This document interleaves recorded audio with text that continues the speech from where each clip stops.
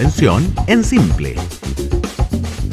Bienvenidas y bienvenidos sean todos a un nuevo capítulo de la Convención en Simple, este súper programa donde hemos ido acompañando el proceso de la convención y ahora ya revisando lo final, ¿no? Porque ya muy poco, mi querido Alejandro, muy poco para que este texto sea entregado al presidente de la República, Gabriel Boric. Ahí ya no hay nada más que decir, esto ocurre el día 4 de julio, pero aún nos quedan temas interesantes por resolver y estamos junto al abogado y además director de la Fundación Pacto Social, Alejandro Fernández. ¿Cómo estás, Alejandro?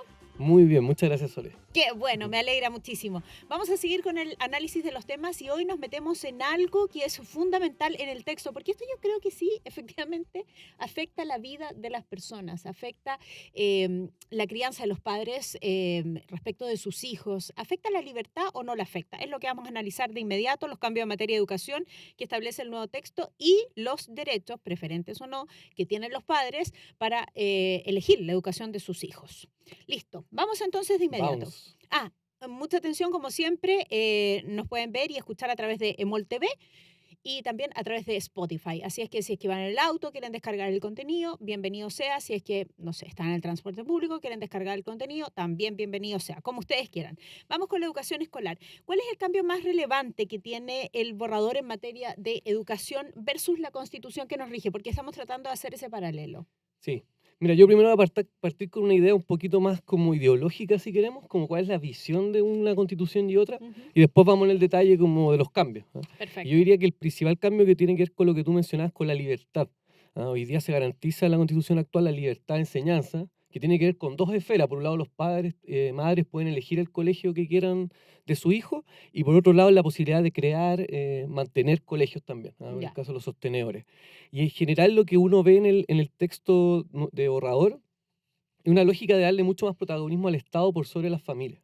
Después lo vamos a ver, pero por ejemplo el derecho preferente de los padres no queda consagrado, siendo que es un derecho que está incluso en los tratados internacionales de derechos humanos. Entonces, y al revés, también trata de meterse mucho el Estado en los contenidos, declara fines y principios bien detallados. Entonces yo diría que en términos globales ahí está el gran cambio. Hoy día es bastante más acotado lo que dice la Constitución respecto a educación. Acá trata de meterse en muchos ámbitos que a mi juicio por lo menos no era necesario ni pertinente hacerlo en la Constitución. Perfecto. Vamos entonces con la siguiente pregunta para ir aclarando cada uno de los puntos y entrar en el análisis más fino.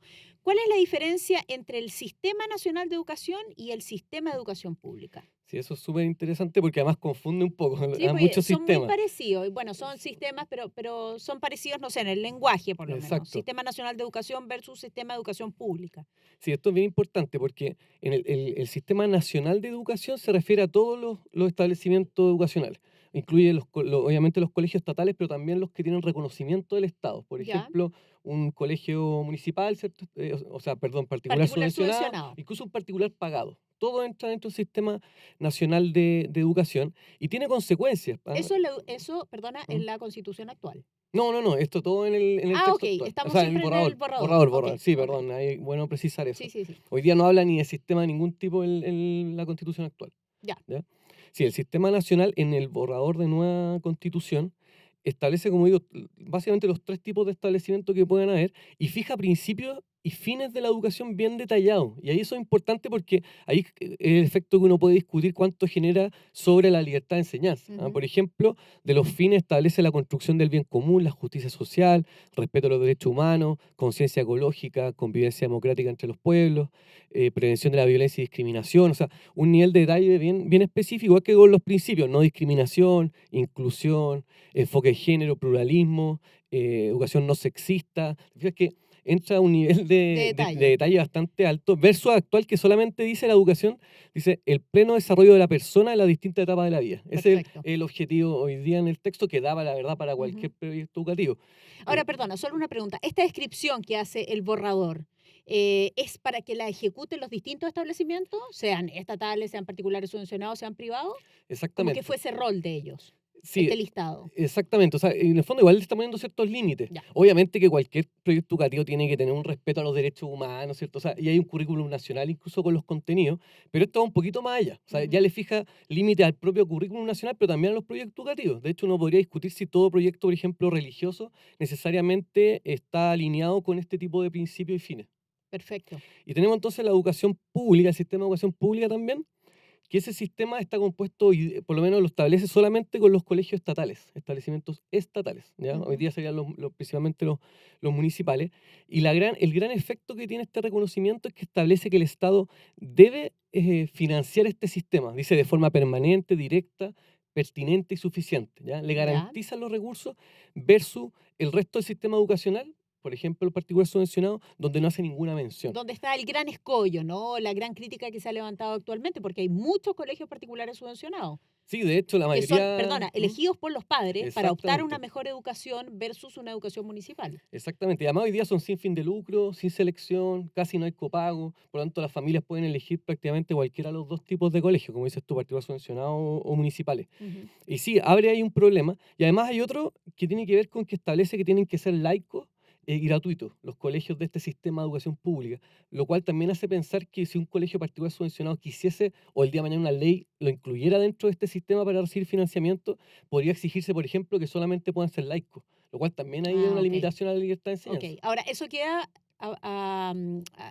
para verse en el legislador? ¿Para S- definición del legislador, perdón? Sí, lo deja para la ley, pero Ya. deja el marco Ok, deja el posible para marco hacerlo. abierto, no es Exacto. que lo cierre. Ya. ¿Qué va a pasar? ¿Te falta algún punto ahí? No. No, ahí No, vamos haciendo doble vamos clic. haciendo doble clic. Y entonces el doble clic y las críticas, ya lo decíamos, han surgido o quiere verse de manera más específica qué es lo que va a pasar con la educación particular subvencionada, porque como yo ya lo mencionaba, es tremendamente relevante para los padres en nuestro país, que incluso hacen un esfuerzo superior por pagar esta educación particular subvencionada, queriendo dejar a sus hijos una mejor educación, dado la comparación que hacen con un colegio municipal, por ejemplo. Sí, ahora, de hecho, el tema del copago cada día es menor, ¿ah? Es muy, Sí, muy es muy marginal el marginal. porcentaje de Sí, colegio, por lo sí. tanto, aún dado que se está eliminando el copago, da más posibilidades todavía a las familias de elegir Mm, cualquier tipo de mm, educación, o sea, ni mm. siquiera el pago termina siendo como una restricción. Por un lado, como decía, el particular subvencionado no se asegura el financiamiento, ¿ya? Y sí lo establece respecto a la educación estatal. Se limita la libertad de los proyectos educativos, por lo que te decía, por todos estos principios y fines. Debe ser laica y gratuita para ser parte del sistema de educación pública y recibir financiamiento. Y esto también es bien relevante porque hemos visto en muchas partes del texto que hay distinción entre los pueblos originarios y el resto de la población. Acá también pasó. Lo Hubo una, vimos en el Poder Judicial, por exacto, ejemplo, sistemas de justicia en sistemas de indígena, justicia, en autonomía sistemas de territorial justicia, indígena, exacto. exactamente. Y acá se presentó una propuesta que está hoy día en el texto también constitucional, que es para poder crear colegios, cualquier particular. Tú, Ok, Soledad Neto, puedes armar una fundación y crear un colegio ok. con tu propio proyecto educativo.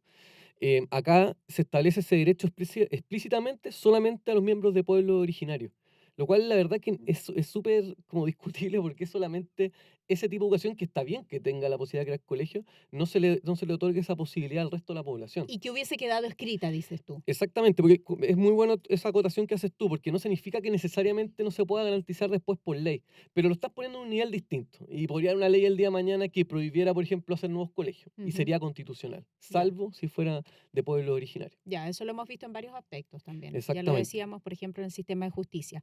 Vamos con lo siguiente. ¿Cómo quedó establecido el famoso derecho preferente de los padres a elegir, optar por la educación de sus hijos, ¿no? ¿Pueden elegir o no la educación de sus hijos?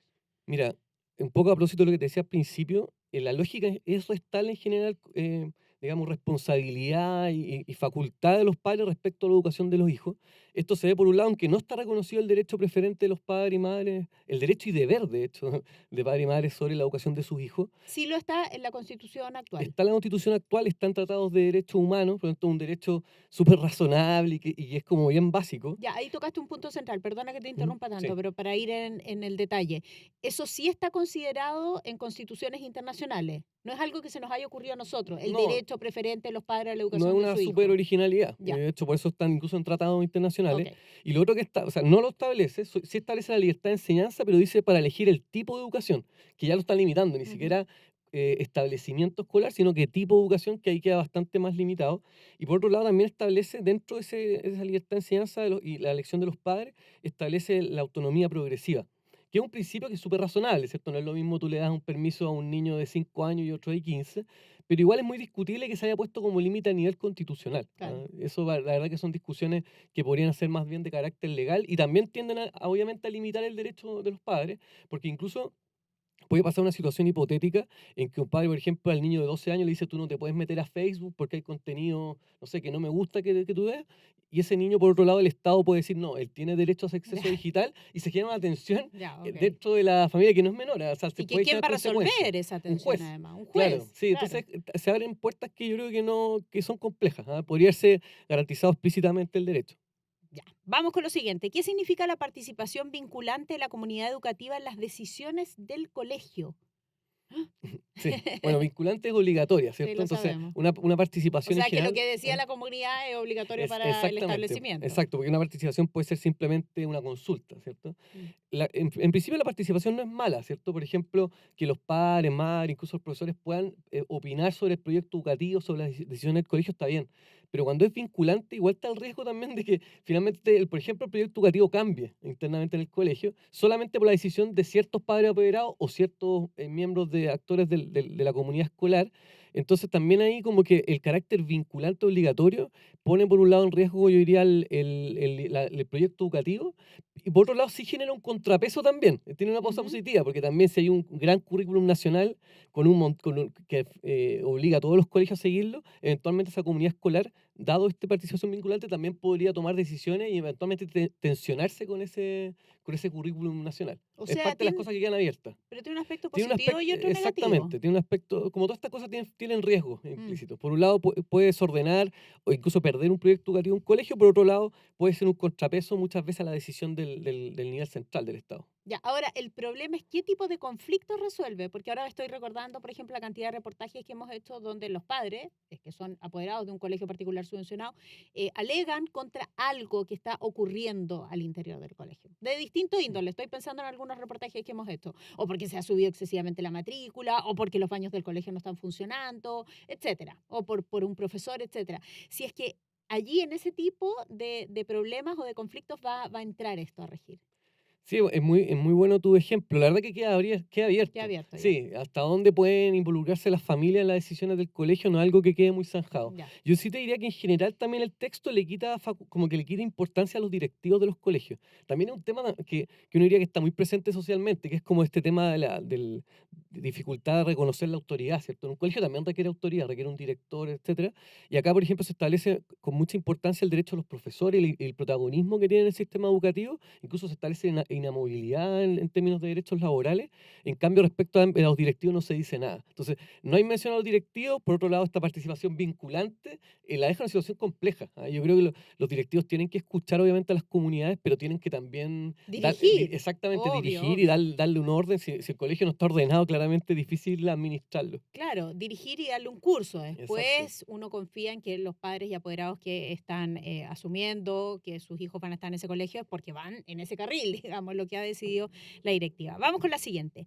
¿Qué consecuencias tiene que se consagre la libertad de cátedra del profesor a nivel constitucional? Esto a mí me llamó muchísimo la atención. Es bien Ahora, no llamado. recordaba la palabra cátedra desde la universidad. Sí, bueno, es Explícalo que tú tú. lo dijiste súper bien. La libertad de cátedra es un principio que en general en la universidad se respeta bastante, Sí, ¿cierto? Porque además uno ya llega con un nivel de madurez que es sí. capaz de escuchar distintas posturas y tomar uno su propia decisión respecto a una discusión, por ejemplo, no sé, doctrinaria, ¿cierto? Ideas, eh, Discernir. exactamente, discernir. Pero acá se establece a todo nivel educativo y eso también, eso tiene ciertas complejidades porque dado la forma que se reconoce, incluso podría esa libertad de cátedra permitir que el profesor fuera más allá digamos, del proyecto educativo de ese colegio. Por lo tanto, uno diría, era más razonable que el profesor, sobre todo a niveles de educación básica, digamos, escolar, se tuviese que ceñir mucho más al proyecto educativo o al currículum nacional, más que ampararse en esta libertad de cátedra. Vuelvo a lo siguiente, si yo soy profesor y yo me empleo en un colegio, en este caso, tengo que leer un poco las normas del colegio Exacto. o qué es lo que está planteando el colegio como proyecto educativo. Luego, si a mí eso me convence o no, eso es algo que yo tengo que decidir, ¿no? Al Exactamente. igual como sucede con los padres. Exacto. Hay una norma que Pero quería no ir a buscar. contrapelo. Tú estás buscando Sí, algo por es que mientras. quería mostrarte una norma que es bien interesante, que va en la misma línea. no la encuentro a mano, Vamos a revisarlo. que tiene que ver justamente con evitar, ahí está, la enseñanza no podrá orientarse a propagar tendencia político-partidista alguna. Esa norma no quedó establecida, lo cual también es bien discutible. ¿Por qué? Pues si tú sumas la libertad de cátedra más la eliminación de Esto esta se norma, eliminó. eso se eliminó hoy día, no está en el texto borrador. Ok, Y eso también le pone límites justamente a no ocupar la educación para fines más bien político. políticos, Sí. exactamente, ¿no? Ujú. Ya, nos queda clarísimo ese punto. Vamos con lo siguiente. ¿Qué pasará con la educación religiosa? Porque yo entendía, yo estudié, por ejemplo, en un colegio de monjas, en el ¿Ah, Compañía sí? de María, claro. Y claro, mis padres entendían que este colegio tenía, por ejemplo, una clase de religión, que era de carácter obligatorio. Nosotros no podíamos optar, pero ellos también entendían, me imagino, y yo también, que bueno, esas eran parte de las normas del colegio o el proyecto educativo que proponía el colegio a los padres. Sí, hay varias cosas, varios efectos que se A pueden ver. sacar. Por un lado, se establece un principio en el Sistema Nacional de Educación, o sea, que Ujú, aplica a los colegios particulares pagados, subvencionados, estatales, que es el principio de la no discriminación en el acceso. Por ujú. lo tanto, uno al tiro podría decir que el colegio no podría pedir un colegio religioso, por ejemplo, que estén casados por la iglesia o que esté bautizado, porque ya se podría interpretar como una Sí, discriminación claro. al ingreso del colegio. Y por otro lado, lo que decía antes, que los fines y principios de la educación también queda bastante limitado. O sea, no es seguro que necesariamente un proyecto educativo religioso sea compatible con todos esos principios. ¿Ah? Entonces ahí también hay una tensión. Y lo tercero, que me parece quizás lo más preocupante, es que este sistema de educación pública, que es el que sí financia el Estado, establece que tiene que ser laica y gratuita. Ujú. Laico, obviamente, está bien en el caso del Sí, Estado, yo estoy de ¿cierto? acuerdo. Obvio, ¿cierto? Pero en el caso de que se integrara colegios, por ejemplo, particulares, se podría también entender que se aplica esa exigencia de que sea laico, y en ese caso habría la dificultad de que no se podría recibir financiamiento en caso de ser un proyecto religioso. Esa parte importante, Ah, ok. Soledad, son siempre precisar. Como muchas cosas es bien discutible. ¿Ah? Está establecido, depende cómo lo interpretemos, pero deja abierta una puerta y además uno ha visto que hay ciertos sectores políticos que tienen muchas ganas hace mucho tiempo de poder quitarle financiamiento público a los proyectos religiosos. Claro, porque aquí hay algo importante, Alejandro. El borrador de la Constitución no se lee en solitario, se lee en el contexto actual, se lee en el contexto de lo que ha pasado últimamente en nuestro país, para bien y para mal. Digo, esto tiene aspectos positivos y negativos, todo discutible, cada uno tendrá su posición. Pero es lo que tú dices, o sea, si ha habido durante un tiempo ganas de que esta situación sea distinto, pareciera ser lo que se está plasmando hoy día en el borrador. Exactamente. Ya. Hay otra cosa también que al menos es discutible o genera, y que tiene que ver también con la educación religiosa, la educación sexual integral. Ahí también tiene ciertas declaraciones que uno podría decir que exceden un poquito lo que debiera ser una constitución. ¿Ah? ¿Qué dice? Sí, ¿Lo mira, tienes a mano? lo tengo a mano, habla, hoy mira, es típico cuando uno quiere encontrar la norma, no la encuentra. Veíamos Ah, que... habla de promover el disfrute pleno y libre de la sexualidad. Ahí hay una postura también, una posición, ¿cierto? Que uno la puede respetar y pueden haber Ujú. ciertas familias y pueden haber colegios que lo fomenten. Pero ahí me parece que ese tipo de declaraciones no tienen para qué estar en la Constitución, porque pueden haber colegios que no estén de acuerdo o familias con el disfrute pleno y libre de la sexualidad. Ujú. Y eso me parece que es parte del ámbito del derecho preferente de los padres a educar a su hijo, parte de los proyectos educativos diversos. Entonces, como digo, muestra muy bien cómo el Estado se involucra tanto en los contenidos a través de todo este tipo de normas, como también el efecto que genera respecto a las familias, que es un poco reemplazarlas, a dejarlas de lado y que el Estado pase a ser el protagonista en la educación de los niños y Claro, no niñas. debiese haber una tensión entre el Estado y los padres y apoderados, como que yo creo que debiese eso quedar como súper entendido, de que cada uno tiene una parte distinta, por lo menos en el ámbito de la educación de los niños. Me queda la última pregunta, se cayó en las Ah, hojas, pero tú sí. tienes todo en el computador. ¿Qué dice este borrador sobre la educación superior? ¿Cómo se pretende financiar la gratuidad? ¿Eso es parte del Sí, texto? esto es interesante porque establece efectivamente la gratuidad de la educación superior. De hecho, establece la gratuidad en todos los niveles, ¿ah? Incluida la educación superior. Eso sí, hoy día está garantizado incluso en prebásicas. En kinder es obligatorio hoy día en el texto constitucional. Incluso también se financia de manera gratuita. Acá se estableció desde primero básico. O sea, se está restando parte de la educación preescolar, no sé cuál es la razón, y se incorpora la educación superior.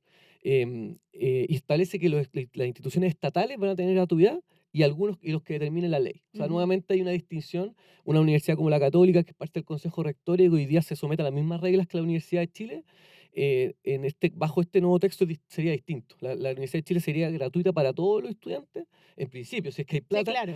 y en cambio la Universidad Católica dependería ahí las reglas que se Ya, fijen en el ya. Congreso. Por lo tanto, constitucionalmente se podría discriminar, ¿ah? Y, por ejemplo, no haya financiamiento público, beca o gratuidad en una universidad como la Católica. Ya, ya. Lo cual nuevamente abre ciertas tensiones. Ciertas tensiones que además en la discusión propia puede haber incentivos para que se privilegie a unas universidades por sobre otras universidades. Ese es Exactamente. el tema, ¿o no? Sí, y además, O es mira, uno de los y además temas. suele importante esto. Acá se aprobaron las normas por 2/3, o sea, por Mm, una gran mayoría, mm. 103.